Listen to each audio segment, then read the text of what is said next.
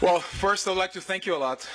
Thanks for coming here. We're overbooked almost here, and appreciate that.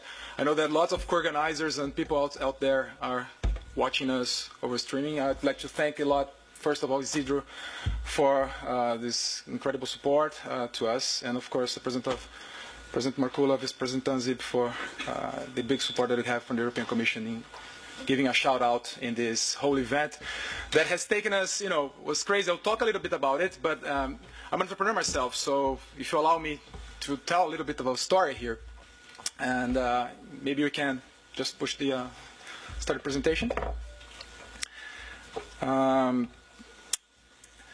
Actually, I would start with something that is we talk a lot about entrepreneurship. I think everybody wants to help entrepreneurs, everybody wants to help startups, but I would like to start with the fact that entrepreneurship is hard.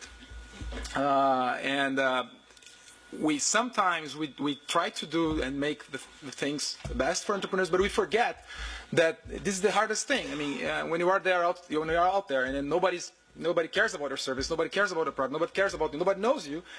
And then on top we have to deal with several stakeholders. Some of them are the government, and we have to just play with that. And just a thing that when you want to support and help entrepreneurs, we just have to get this into perspective, that it starts with the hard thing, because being an entrepreneur, you are always involved with several decisions all the time, several issues. How to start a company, how to think about the product, how to be local. Originally, when you start something, and then I use here a picture that I think represents a lot how we get done. We start with this. We start with a napkin. And usually the napkin is your business plan in the beginning. You have a little concept, you have zero concept of how you're going to start it. And that's how you get planned. You have no idea how you're gonna go. You just are motivated about everything. You just want to start something. You don't know where you're going to start. You don't have any money. You don't have any support, and then you have to deal with a lot of issues to proper start. And that's why I just want to bring this and take advantage that we are in the European Commission to remember that right now, lots of entrepreneurs out there, not only in Europe but worldwide, are with napkins right now. And then I think when we start to do and make things for entrepreneurs, we have to think about this moment, the moment of truth, the moment of the napkin. But when we pass this napkin moment, we usually get into the real thing, right? People incorporate businesses, they need grants, they need subsidies, they need office spaces.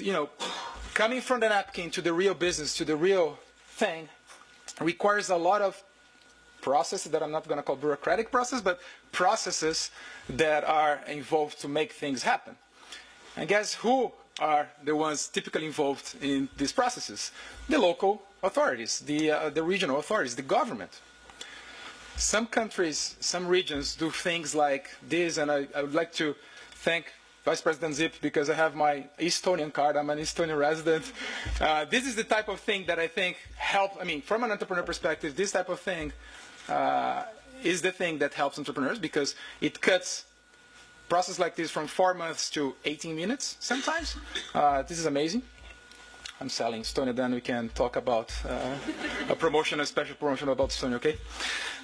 And from this, we have to think that when you get these things happens in the regions. So when an entrepreneur is starting a business, he hardly thinks, oh, I'm starting my business in Europe. I'm starting my business in South America. I'm starting a business, in my street, in my local neighborhood, in my local community. And when they have to deal with the local authorities, the first authority that deal with are the regions, are the regional authorities. And these are the ones that have the most impact on their lives, on the success of their potential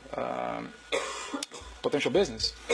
So that's why when we start thinking about the concept of startup, people say, hey, everybody now is talking about entrepreneurship. Everybody now is talking about this sexy aspect. I don't know if I can use this word here, but this sexy aspect of entrepreneurship and how cool it is. But nobody talks about the napkin. And nobody talks about how hard it is to start. And nobody talks about the regions, because nobody gives the local authorities the right stage for them to speak. And people think, like, in Spain, for example, if I'm in the countryside of Spain, if I'm in a small region in Spain, I have to go to Madrid or I have to go to Barcelona to start. That's not true. I mean, there are lots of resources already available. The European Commission have done a lot of efforts in the last 20, 25 years to bring a lot of resources to every single region. And the thing is, sometimes we have the lemon market, right? We have a lot of the resources, but we don't know. We just don't know. So we thought that having the Startup Europe Week was a great stage for people to know what local resources are already available. So we're not creating something new. We're just bringing the less sexy aspects of entrepreneurship to a stage. And that's, I think, what we are accomplishing. And by the way, by doing that, we expect to unite all the European regions, to make really entrepreneurs successful, to make Europe a better place to start and grow businesses. I think that was the mission. That is the mission. That's our motivation as the founding team. This is the drive that we have to help Europe make a better place for us. In my case, I expect to make a better place for my kids. I have two children, 2 and 3 years old. I expect that whatever I'm doing this now is going to have a big impact 25 years from now, much bigger than we have now. And I think we have to put this dent on this. And, oops. And by the way, by doing this in a few months, we just created the largest entrepreneurship event in Europe. 200 cities, more than 400 countries, more than 40 countries, sorry. 400 co-organizers. We expect more than 10,000 participants starting right now. People watching us on live, some of them I know that are already getting the registration right now with more than 1 million social reach. I mean, this is huge. And we accomplished this in a couple of months with very limited resources. We were very proud of it, seriously. I mean, not because of the numbers. I think the numbers are just a result of what we've done, but because of the mission. And of course, when you have a strong mission and have a strong drive, if you have the numbers, it helps to spread the word. And that's why we are proud, not specifically about the numbers, but we are proud that we can reach several regions, several cities all over Europe right now. And basically, if I have to summarize what we are doing from today until Friday are 3 things. One is the hands-on support. What are the resources available? How they can get whatever they have there. And this is the universities, the grants, the European funds, the local funds, the country funds, whatever they have there, how can you get help? How can they take advantage of that part? How to make the regions a better place to start a business. We know the amount of resources and time, government authorities are doing to make this thing, but really, I mean, when you put together local authorities with entrepreneurs, that's how things happen. That's how you you get a direct channel with the ones making the policies and how we can improve it. And this is how we want to put them together. We want to close this gap. And third, we want to be relevant Europe-wide. It sounds a little bit utopian, I know, but I want that someone in the countryside of Poland to be, to dream that he can or she can start a business that would be as relevant as someone starting something in New York.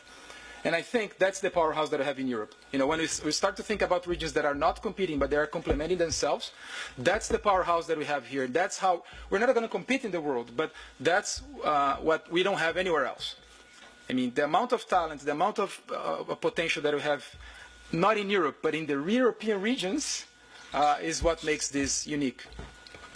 And it's so that I'm just getting some of the co-organizers all over, some of the quotes. I mean, I don't know if you can read this, but how motivated they are.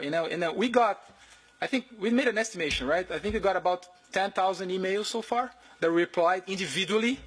And some of them, getting people from, I got someone from Belgrade in Serbia. How this is going to change the way he's going to get into contact with this community.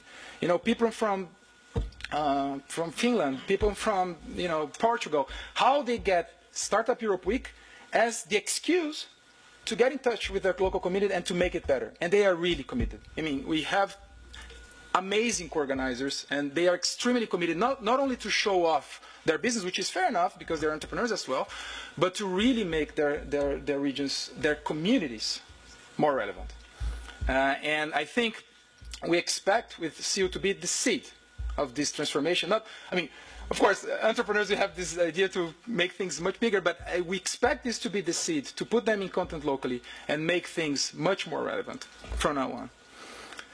And of course, it's easy to mention, but I really would like to thank this incredible team that is sent here. I'm partial to that because I've been a consultant and entrepreneur for some time now, and I've never seen a team performing so well virtually, because you have people from Italy, Denmark, Brazil, Spain, Venezuela, Poland, Mexico, working in 5 different countries virtually, and these people made this up. I would like you to please stand up, and I'll actually another round of applause to you for this amazing work, and thank you very much, because you guys made it.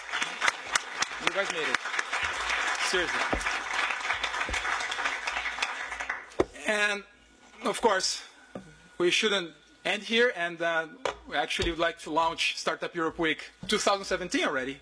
We expect to have the support for next year, and February we still have to discuss the dates, but we'd like to invite you all, make this even more relevant next year, and who knows how many things else we can do. Thanks a lot for hosting us here.